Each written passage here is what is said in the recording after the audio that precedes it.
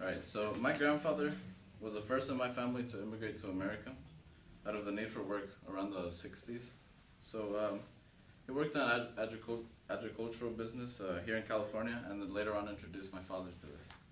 So like many other families, mine consists of immigrants that come here from the US. So in this speech, I want to inform you guys on US immigration. In a way, we're all immigrants of immigrant descent, or of immigrant descent, so it is important to see the impact immigration has in this country. This is a big topic that I know you guys have heard of before, but I want to add on to the prior knowledge you guys possess of this. So we can gain more insight on US immigration by looking at the history of immigration in the country as well as by examining the economic and cultural impact immigration employs on this country.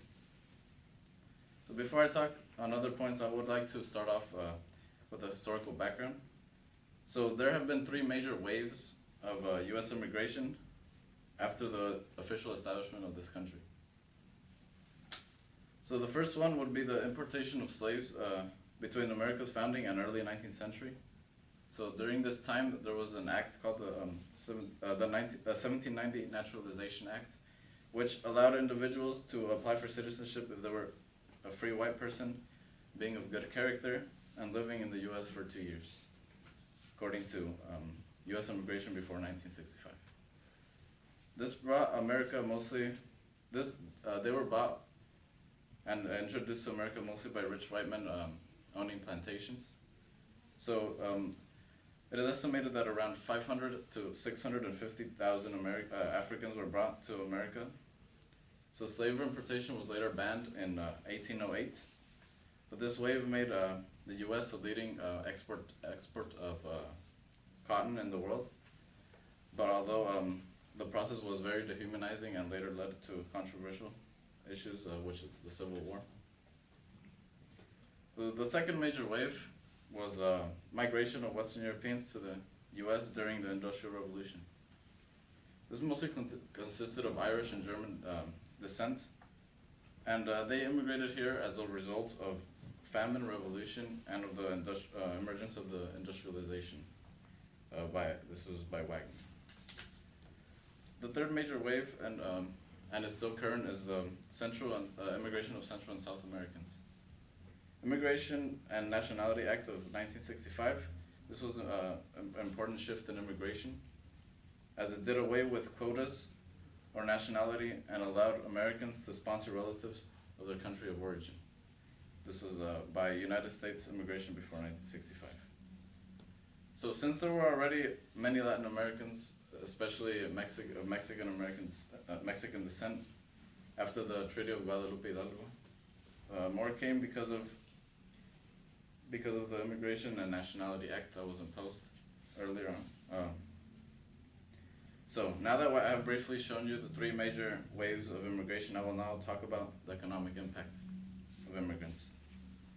So we first must see the immigrant population. So according to MPI Data Hub, in 2011 there was a total of around 40 million foreign-born people in the U.S., constituting of around 12% of the U.S. population. So several costs and benefits with this is with immigration. So according to George Borjas, the nation's leading immigration economist, migrant workers, legal and illegal, in the labor market makes up the economy an estimated 11% larger. So this is around 1.6 trillion per year. However, this contribution benefits of this, in general, is not for the natives. It just influences the country's money in general. And there's also an impact on employment, immigration. The negative impact it impacts the young, less educated, and minorities in terms of the employment opportunities. So another thing is that education has great fiscal impact for both natives and non-natives. According to Karamoda, households headed by immigrants with high school education or less have high rates of welfare use and relatively low income tax liability. So according to these stats, less educated immigrants are not are a fiscal drain on average.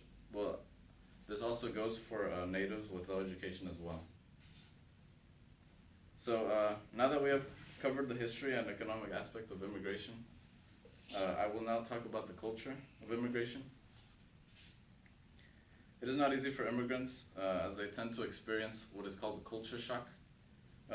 According to the Webster Dictionary, culture shock is the personal disorientation a person may feel when experiencing an unfamiliar way of life, culture, or set of attitudes. This can be challenging. However, in another perspective, they tend to bring their culture to us, which is good. They bring new ideas and insights, as well as bring food, which Americans love.